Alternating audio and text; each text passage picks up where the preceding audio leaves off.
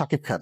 সবার সামনে তাকে বলতে হবে যে আমি এখন yes I M A number one বাবা। ওকে, নাম্বার ওয়ান শাকিব খান বলে না, আমি বাবা, এই কথাটা যেন বলতেই হবে। টক শোয়ের আলো ঝলমলে মঞ্চে বসে আছেন অপু বিশ্বাস ও শাকিব খান। কথার ফাঁকে ফাঁকে স্মৃতি, সম্মান আর আবেগ ছুঁয়ে যাচ্ছিল দর্শকদের মন।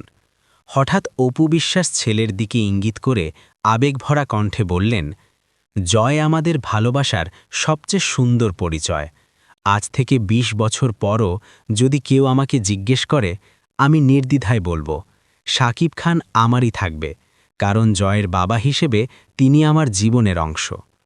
শাকিব খান কিছুক্ষণ নীরব থাকলেন, চোখে মুখে আবেগ স্পষ্ট। তারপর মৃদু হাসি নিয়ে বললেন, জয় শুধু আমার ছেলে নয়, সে আমাদের বন্ধন। সময় যতই পার হোক, জয়ের মায়ের প্রতি আমার সম্মান আর ভালোবাসা থাকবে। আজ হোক বা ২০ বছর পর, অপু বিশ্বাস আমার জীবনের এমন একজন মানুষ যাকে আলাদা করে ভাবা যায় না। স্টুডিও জুড়ে তখন করতালির ঝড়। দর্শকরা বুঝে গেলেন এটা শুধু অতীতের গল্প নয়, এটা জয়ের জন্য একসাথে থাকা দুইটি হৃদয়ের নীরব প্রতিশ্রুতি। ভালোবাসা বদলাতে পারে রূপ, কিন্তু সন্তানের নামে বাঁধা ভালোবাসা কখনো শেষ হয় না।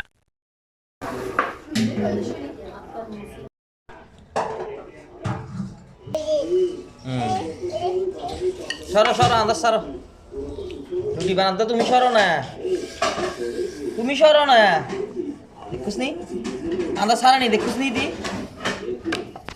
হ্যাঁ সরো।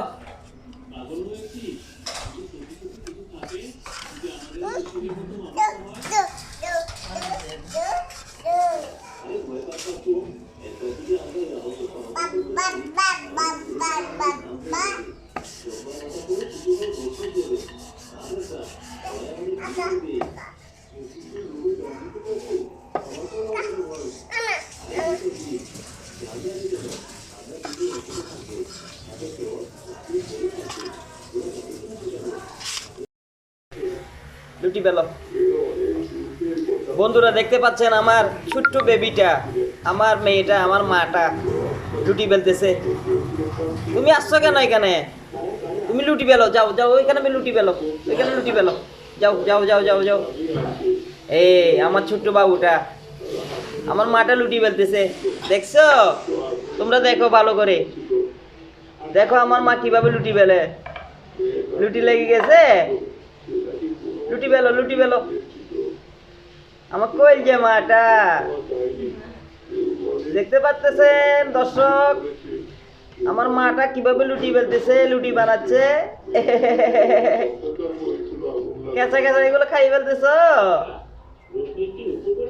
লুটি বেলো, লুটি বেলো। দেখছো আমার মাটা লুটি বেলতেছে কি সুন্দর করে, লুটি বেলো।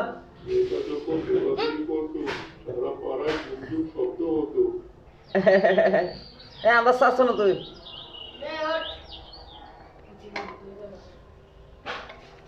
আমার মা লুটি বেলতে পারে তো, দেখছো তোমরা?